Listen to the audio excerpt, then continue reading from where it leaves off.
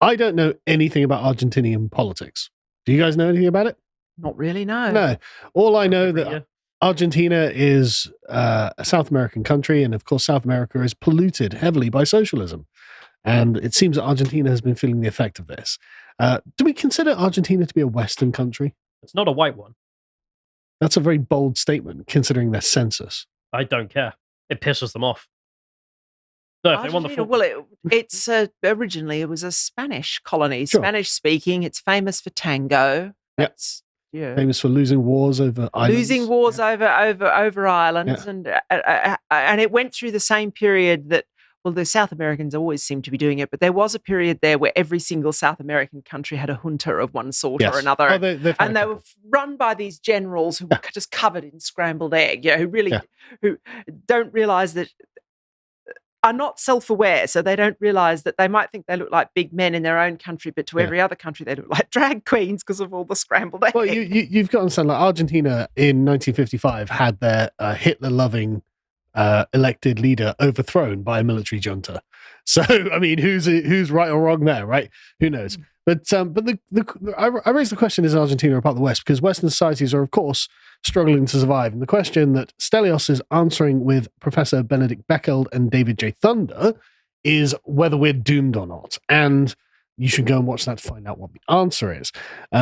I think it might well be yes, though. So this happened a few years ago, in which Argentina's Peronist, so the Hitler-loving socialist light leader of Argentina was called Peron, and so they have a faction called the Peronists. And they're the left-wingers in Argentina. And so Alberto Fernandez was sworn in as president 4 years ago. And this, as The Guardian reports, marks a return of Argentina's powerful left-leaning Peronists. They say left-leaning and left-wing a lot when talking about these guys. So you can tell this is them marking, these are the goodies. These are the good guys. So, right, that's very interesting. It's a very complex thing that I'm not going to go into. And if you're from Argentina, please I'm not feel free to... sure you can call, and I'm sure you will get some people from the country saying this, South American politics does not do left-right in quite the same way. No, except not entirely, in maybe Chile, but the other countries, it's very different. Yeah, so they are left-wing because they're kind of old school left, economically populist left, should we say. And so a lot of Argentinian politics, as we'll get into in a minute, is literally just robbing corporations to redistribute to a bunch of people who don't have jobs. Which, I mean, it's not entirely different to ours. I did wonder where their inflation rate came from. Well, yeah, let's get on to that, in fact. So under this president, as you can see, Argentina is coming up to a new election, and so the successor candidate is Sergio Massa, and he is the current Argentina's economy minister and presidential candidate. And so he's like, right, we're just going to start buying votes, unofficially, that is, because the government was just going to give informal workers 2 welfare checks, totaling about $268 in October and November. So they're just going to literally start printing money and handing. So have they had their election, or they have? But we'll get to it in a minute. All right, okay. And so this, of course, helped devalue the currency. Argentinian inflation in August was running 124%. And they're like, yeah. So just. I was just looking at the numbers. Money printer go. It gets worse, right? It gets worse, right? So this was in the run-up to the August 13th primary vote. And of course, they're paying for this, quote unquote, by just taxing the hell out of corporations. So it's like, right, so everyone's wages are going to stagnate. All the things are going to get more expensive. The money's going to be worth less. And you're going to have some of it in your bank account for a very short amount of time. Being governed brilliantly. So, enter this guy. The hero we deserve. Helen, what flag is that? That's the ANCAP colours. That's correct. And the symbol is the 2 half moons, one black and one B yellow. It's the ANCAP symbol. Yes. If we go back up. Javier Milei, El General ANCAP. I don't need to be able to speak Spanish to know what that means. Yep. This is Javier Milei. This is the savior of Argentina, it looks like. Because, I mean, he is there's something about South American and sort of Spanish world politics I find intrinsically hilarious, right? It's not just the accent. The accent's funny, especially when they're yelling about stuff, right? It's also the kind of Latin exuberance they express when they're doing things. Like Donald Trump had his funny hand gestures, right? But these guys are just like full body. They're Donald screaming, Trump multiplied by two, Donald Trump to the power of 10. But yeah, exactly. It's like radical politics with the sort of Latin lack of self-awareness. Well, that's why they covered their generals with scrambled egg and made them look like drag queens. That's why they look fabulous, right? But so General ANCAP here has marched in, and he's like, listen. And so, I mean, just before we go on, this guy was a professor of economics. Oh, he looks like one. And sex cult leader. And so he's got some opinions about tax, of course. I mean, he's decided that literally taxing people and printing out money, taxes are theft, as you can see there. Javier Milei, economista. And he's, it's fairly low level intellectual arguments, really. It's just basically like, look, if you tax my money and steal it and take it and give it to other people, that's theft. I mean, I'm sympathetic. Yeah, don't just do that. And so, you've seen this video probably where he's like, look, I actually hate the government more than anything. Famous ministry out. Yeah, Ministry of Women and Gender Diversity out. So, and I'm all in favor of this. It's like, great. Here's a guy who's literally just going to deconstruct the administrative state on day one, pretty much. And so, as you can see, he's actually a maniac. And oh my God! You're not going to get dinged by YouTube for this massively with all of that swear words. Where's the mouse gone, John? Can we put the sound on this? There we are. Yeah. Zurdos, hijo de puta, ahí tienen. Las pelotas voy a pedir Estado. El Estado metete en el orto, la concha puta de tu madre. ¿Sabes qué? Me lo paso por el orto el Estado. Tomá, ¿sabés qué es esto, hijo de... ¿Sabés qué es? La bandera anarcocapitalista, ¿sí? La bandera de los liberales libertarios. El amarillo tiene que ver con la capacidad de generar riqueza, es decir, el oro, ¿sí? Y el negro tiene que ver con la anarquía. Okay, we'll leave him there because I think you get the message. I want to hear his points on anarchy.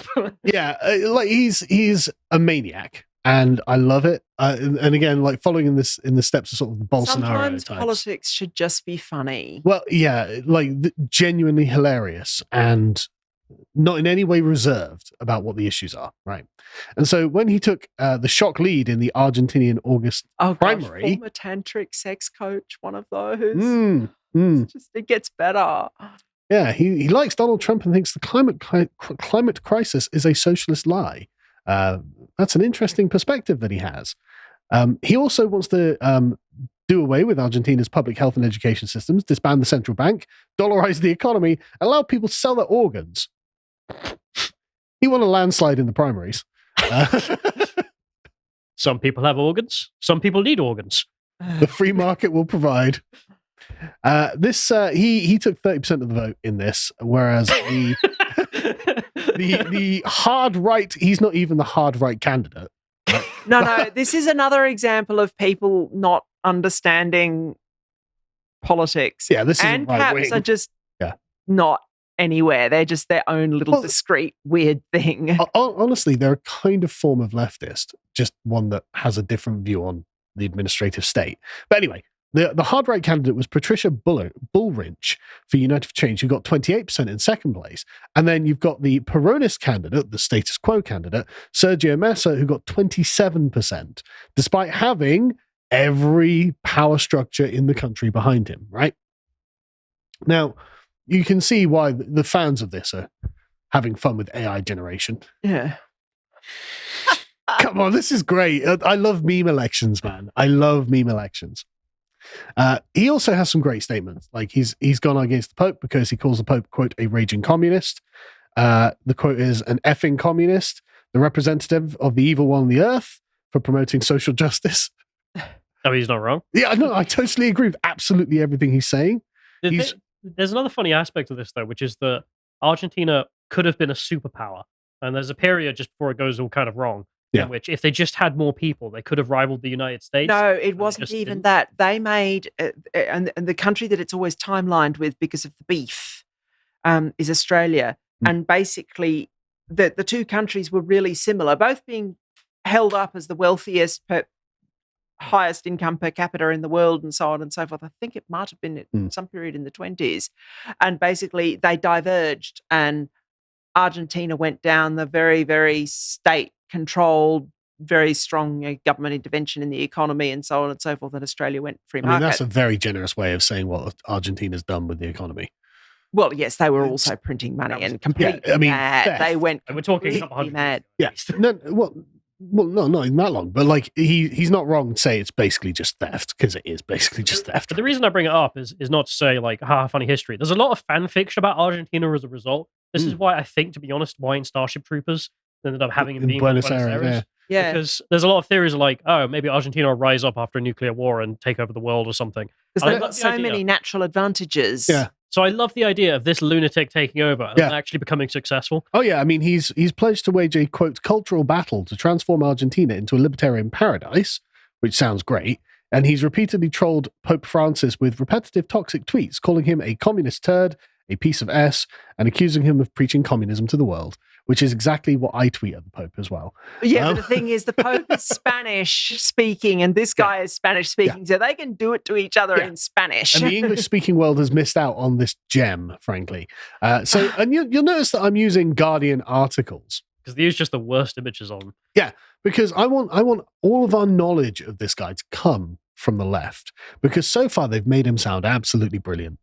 So far, I want 3 of him in every country, running every state in enterprise.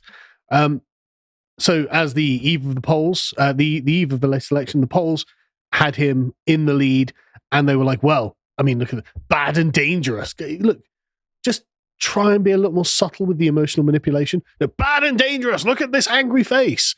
Yeah, okay, I know you don't like him, I think he's great. Entertaining, if nothing else. Yeah. But yes, they're just much more vigorous than Western. Like Trump is the most, or Boris Johnson were about as demonstrative as you're going to get in a Anglosphere politician, and or Macron in France, and he's more because he's French. He's more demonstrative than our people are, but he's still very restrained compared to anyone in South America. Yeah. So this guy was an economics professor for many years, and then I bet he entertained his students. Well, he ended up going on national TV, and he was just really funny on national TV. And then Years of practice on his students. And in 2021, he formed this new party, the Insane Libertarian Party, and and dressed up in a bee suit. But no, it's not even a bee suit. In 2 years, he has become leading in the polls. That shows you the extent of the problem in Argentina, right? Like this sort of thing doesn't happen unless it's a fertile ground and a good reason for it to come up. Because apparently, 40% of Argentina's citizens are living in poverty amid triple-digit inflation and things like this. And so this mad ANCAP is just like, yeah, okay, well, we're just going to abolish the state, abolish taxes, and everyone's going to have to work for a living. Also, you can sell your organs. Like, okay. So what's interesting, though, is the split, right? So the third contender, the Patricia Bullrich, apparently she's a hard conservative, and she thinks that he's got bad and dangerous ideas as well.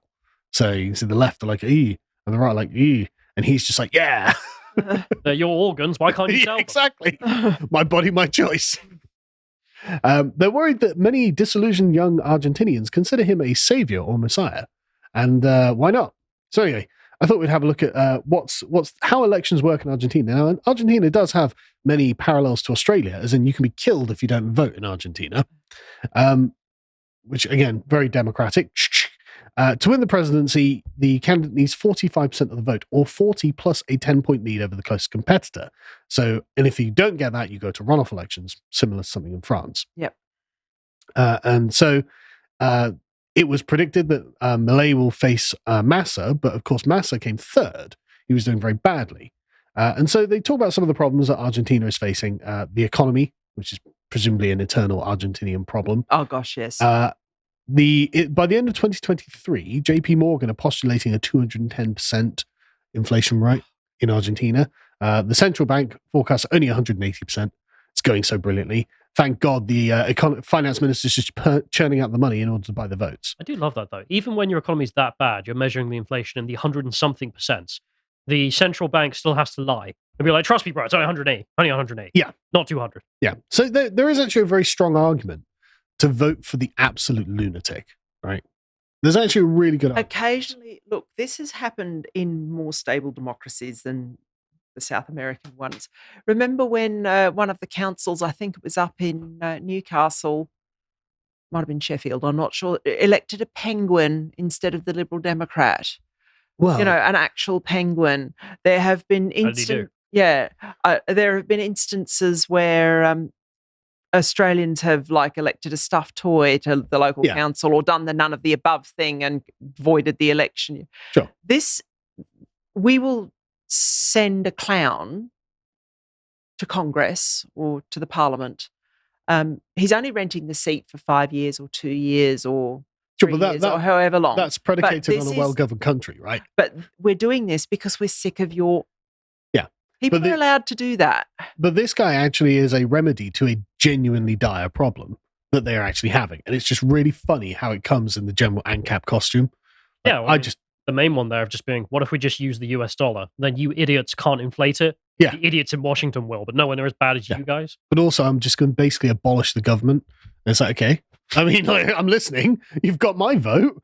It's like, yeah, but he's not very polite. It's like, no, I like that about him as well. I mean, he's just got some brilliant quotes. We'll go on, right? So he fails to win the first round of the presidential election. Now, far be it from me to imply that a South American country that may have been ruled by dictators for some time might not have the freest and fairest elections in the world. But I'm told by YouTube they do. Yeah, exactly. No, actually, YouTube does say I'm allowed to question that for now, but I'm not questioning that. For now. I'm not questioning that. Because what's interesting is the status quo party, who have ruined everything in the country, got 36.6% of the votes. Remember, they got 27%? So it's a nearly 10-point increase on what they got in the primary, which is really weird. That's really odd, isn't it? It's just weird how suddenly 10% I like inflation and a lack of opportunities, actually. I think the governing party is doing a great job. Milei, I don't know how to pronounce it, he got 29.9%, and Patricia Bullrich got 23.8%. And so Javier, I don't know how to pronounce it, comes out and says, look, we need to decide whether we're going to make Argentina a power again or turn ourselves into the biggest shantytown on earth. And it turns out the Argentinians like, shantytown, please. Although there's presumably an election next month then. Yes, well, there's going to be a runoff election in November. Does he have a chance? Well, yeah, because it's because it's only two of them, and the candidate that got knocked out was the centre-right candidate. Are they necessarily going to vote for the Peronist? That's what you have to. Which way will they break that group of people? That's the guts question. of it. That's how runoffs happen in France. Yes, that's exactly what they. I don't know what the mood of the electorate in Argentina is. I don't know whether this guy is so far out in whichever direction that the Conservatives are like, no, we'll just vote for economic inflation. It's, we'll just vote for the liquidation of our economy. We're not going to vote for this guy because, I mean, like the Massa's campaign poster literally says, are you seriously going to vote for him? And 30% of the country are like, yes. Well, Don't challenge me. I am somewhat optimistic, though, because as you mentioned, the extremities of South American politics are just kind of weird sometimes. I mean, like the lady who was elected to the extremities. Chilean... This guy's mainstream. What are you talking about? No, but that's what I mean. I mean, the lady, I can't remember exactly. I think she was elected to the Chilean Senate. She was only elected because she turned up in a Pikachu costume. And that became really funny. And then she turned up to ratify the new leftist constitution in her Pikachu costume. And then the whole electorate were just like, actually, no, you're not funny. Out. Yeah. So you just, there's a joke, and then it's not a joke anymore. And it's not funny. Yeah. But this guy's not a joke, actually. He's hilarious, but he actually knows what he's talking about because he's an economist. And he actually commands a very significant proportion of the vote, to the point where the powers that be are bricking it because they think he's going to win. And it may well be that the majority of this 23% that votes Conservative will go with him, because, I mean, what are the options really, right? So who knows? Like I said, I have no idea, no predictions or anything like that.